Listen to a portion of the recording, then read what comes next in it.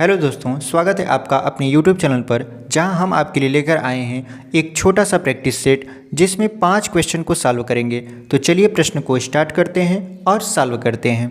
देखिए, प्रश्न नंबर पहला कह रहा है कि निम्न में से कौन सी संख्या 25 द्वारा विभाज्य है। यानी आपसे पूछ रहा है कि कौन सी संख्या 25 द्वारा विभाज्य है। तो 25 द्वारा विभाज्य है, इसके लिए हमें पता होना चाहिए कि 25 की विभाज्यता का नियम क्या है। तो विभाज्यता का नियम यहाँ पे देख लेते हैं। देखिए, किसी भी संख्या का अंतिम 2 अंक यदि 25 से कट जाता है तो वह संख्या भी 25 से कट जाएगी। अब ये चारों ऑप्शन देखते हैं, तो इन चारों ऑप्शन में से हम ये लास्ट का 2 अंक देखते हैं। यहाँ पे है 10, यहाँ पे है 55, यहाँ पे है 75, यहाँ पर है 40। अब देखते हैं कि संख्या का लास्ट का 2 अंक कौन से ऑप्शन का ऐसा है जो 25 से कट जाता है। क्या 10 25 से कटेगा? नहीं। क्या 55 25 से कटेगा? नहीं। क्या 75 25 से कटेगा? हाँ, 75 25 से कटेगा। क्या 40 25 से कटेगा? नहीं, 40 भी 25 से नहीं कटेगा। यानी आपका कौन सा ऑप्शन सही हुआ? Option number C is the right answer. चलिए बात कर लेते हैं प्रश्न नंबर दूसरा पर। प्रश्न नंबर दूसरा क्या कह रहा है कि यदि दी गई संख्या, मतलब यदि संख्या 2 बॉक्स 4 3 5 9 से पूर्णतया विभाजित है, तब बॉक्स के स्थान पर कौन सा अंक आएगा। ये 9 की विभाज्यता पर आधारित प्रश्न है। तो चलिए इसको देखते हैं कैसे सॉल्व करते हैं। उससे पहले आपको बताते 9 से विभाज्यता का नियम क्या है। देखिए, 9 से विभाज्यता का नियम ये होता है कि यदि कोई संख्या दी गई है और उस संख्या के अंकों का योग 9 से कट जा रहा है, तो पूरी की पूरी संख्या भी 9 से कट जाएगी। उसी नियम का प्रयोग करके यहाँ पे इसको सॉल्व करते हैं। तो चलिए इसको पहले जोड़ते हैं। देखिए, 2 plus box plus 4 plus 3 plus 5 जोड़ेंगे तो आपका 14 प्लस बॉक्स आएगा। अब देखिए, इस बॉक्स में ऐसा क्या रख दें कि इनका योग 9 से कट जाए। अब देखिए, क्या जीरो रखने पर ये संख्या 9 से कटेगी? नहीं। जीरो रखने पर 14 आएगा जो कि 9 से नहीं कटेगा। अब देखिए, क्या 1 रखने पर 14 और 1 जोड़ दिए 15, क्या 1 रखने पर ये 15 जो आया है वो 9 से कटेगा? नहीं कटेगा। क्या 4 रखने पर कटेगा? देख लेते हैं। देखिए, क्या 4 रखने पर कटता है? 14 4 कितना हो गया आपका? 18। 18 क्या 9 से कटेगा? हाँ, 18 9 से कटेगा। यानी अगर इसे 9 से काटे तो 2 बार में आसानी से कट जाएगा। अब क्या 7 कटता है? 7 रखने पर देखते हैं। देखिए, 14 और 7 कितना हो जाएगा? 21। क्या 21 आपका 9 से कटेगा? 21 भी 9 से नहीं कटेगा। यानी कौन सा ऑप्शन आपका सही दिख रहा है? Option number C is the right answer. क्यों? क्योंकि 4 रखने पर यह संख्या पूरी की पूरी तरीके से 9 से कट जा रही है। चलिए प्रश्न नंबर तीसरा देखते हैं। प्रश्न नंबर तीसरा क्या कह रहा है? प्रश्न नंबर तीसरा कह रहा है कि 2 संख्याओं का योग 46 तथा उनका अंतर 14 है, तो संख्याएं बताइए। ऐसे प्रश्नों को ऑप्शन से सॉल्व करना बहुत ही सरल माना जाता है। मतलब अगर आप ऑप्शन से सॉल्व करेंगे तो चुटकियों में सॉल्व कर लेंगे। देखते हैं कैसे। देखिए, इसकी शर्त को मानना चाहिए। जो ऑप्शन आप चूज करेंगे वो इस सवाल की शर्त को मानेगा। अगर नहीं मानेगा तो ऑप्शन आपका गलत होगा।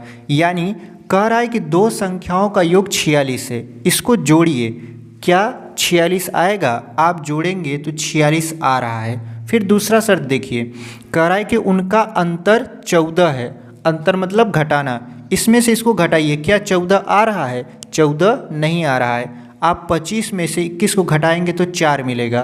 क्या 14 मिला? नहीं। इसका मतलब क्या है कि ये ऑप्शन आपका नहीं होगा। ऑप्शन नंबर बी देख लेते हैं। अब इन दोनों संख्याओं को जोड़ते हैं। दोनों संख्याओं को जोड़ें तो हमें क्या मिला? 46 मिल गया। अब इसको घटा भी देते हैं, तो 30 में से 16 घटाएंगे तो कितना मिलेगा? 14 मिल गया। यानी 30 में से अगर आप 16 को घटा दिए तो कितना मिल गया आपका? 14 मिल गया।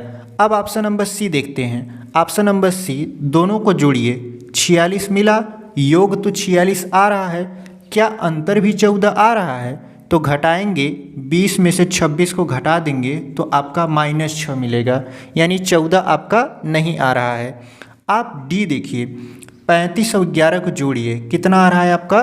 46 आ रहा है, योग तो 46 आ रहा है, लेकिन अंतर क्या 46 आता है? अब देखिए अंतर क्या 14 आता है, देख लेते हैं। देखिए जब 35 में से 11 को घटाएंगे आप तो आपका 24 मिलेगा, यानी अंतर हमारा 14 कौन से ऑप्शन में मिला? ऑप्शन नंबर बी, यानी पहली संख्या आपकी 30 हो जाएगी और दूसरी संख्या आपकी हो जाएगी 16। चलिए प्रश्न नंबर चौथा देखते हैं। प्रश्न नंबर चौथा क्या कह रहा है?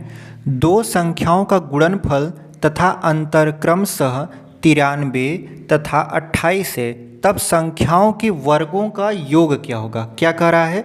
दो संख्याओं का गुणनफल कितना है? 93 और अंतर कितना है आपका? 28 है।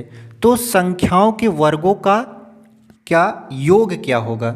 यानी आपसे क्या पूछ रहा है कि गुणनफल तो 93 है और अंतर 28 है, तो संख्याओं के वर्गों का योगफल कितना होगा?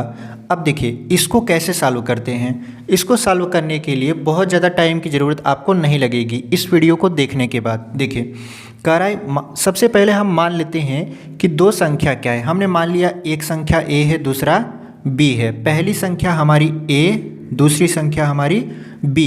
कह रहा है गुणनफल 93 है, मतलब अगर गुणा कराते हैं तो 93 आता है, और अंतर मतलब पहली संख्या में से दूसरी संख्या घटाते हैं तो आपका मिलता है 28।